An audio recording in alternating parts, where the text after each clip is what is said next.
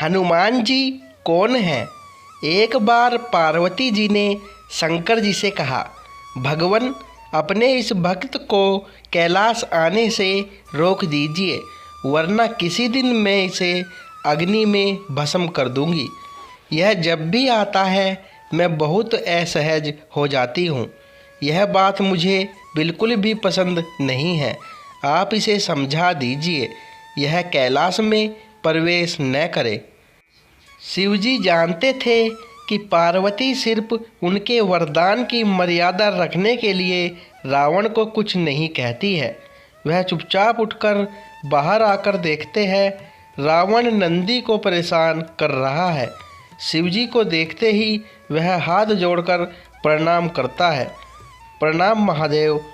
आओ दशानन, कैसे आना हुआ? मैं तो बस आपके दर्शन करने के लिए आ गया था महादेव।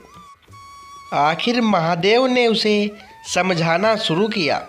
देखो रावण, तुम्हारा यहाँ आना पार्वती को बिल्कुल भी पसंद नहीं है, इसलिए तुम यहाँ मत आया करो। महादेव, यह आप कह रहे हैं? आप ही ने तो मुझे किसी भी समय आपके दर्शन के लिए कैलाश पर्वत पर आने का वरदान दिया है, और अब आप ही अपने वरदान को वापस ले रहे हैं। ऐसी बात नहीं है रावण, लेकिन तुम्हारे क्रियाकलापों से पार्वती परेशान रहती है, और किसी दिन उसने तुम्हें श्राप दे दिया तो मैं भी कुछ नहीं कर पाऊंगा। इसलिए बेहतर यही है कि तुम यहाँ पर न आओ। फिर आपका वरदान तो मिथ्या हो गया महादेव। मैं तुम्हें आज एक और वरदान देता हूँ। तुम जब भी मुझे याद करोगे मैं स्वयं ही तुम्हारे पास आ जाऊँगा, लेकिन तुम अब किसी भी परिस्थिति में कैलाश पर्वत पर मत आना। अब तुम यहाँ से जाओ। पार्वती तुमसे बहुत रुष्ट है। रावण चला जाता है। समय बदलता है। हनुमान जी रावण की स्वर्ण नगरी लंका को जलाकर राख करके चले जाते हैं, और रावण उनका कुछ नहीं कर सकता है। वह सोचते सोचते परेशान हो जाता है कि आखिर उस हनुमान में इतनी शक्ति आई कहाँ से। परेशान होकर वह महल में ही स्थित शिव मंदिर में जाकर शिवजी की प्रार्थना आरंभ करता है। उसकी प्रार्थना से शिवजी प्रसन्न होकर प्रकट होते हैं। रावण अभिभूत होकर उनके चरणों में गिर पड़ता है। कहो दशानन, कैसे हो? शिवजी पूछते हैं। आप अंतर्यामी हैं महादेव, सब कुछ जानते हैं प्रभु। एक अकेले बंदर ने मेरी लंका को और मेरे दर्प को भी जलाकर राख कर दिया। मैं जानना चाहता हूँ कि यह बंदर जिसका नाम हनुमान है आखिर कौन है, और प्रभु उसकी पूंछ तो और भी ज़्यादा शक्तिशाली थी। किस तरह सहजता से मेरी लंका को जला दिया। मुझे बताइए कि यह हनुमान कौन है।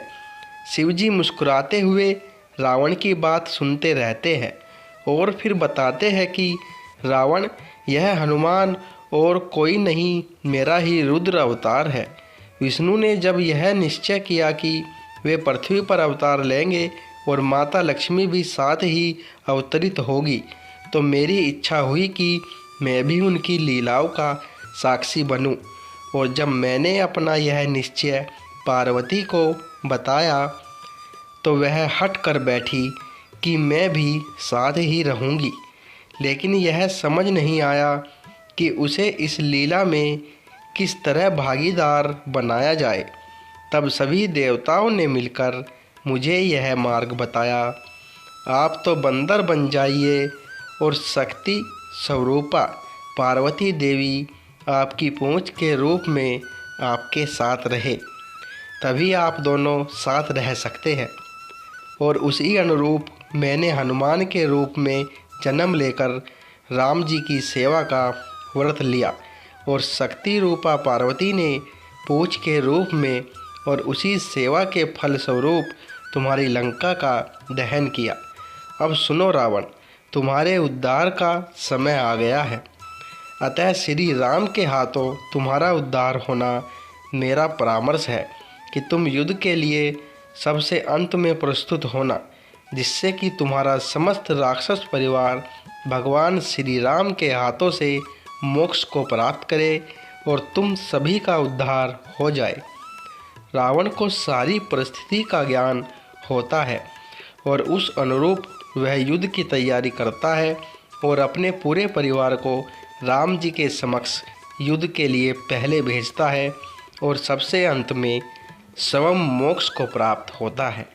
दोस्तों, कहानी पसंद आई हो तो चैनल को सब्सक्राइब करें। हर हर महादेव।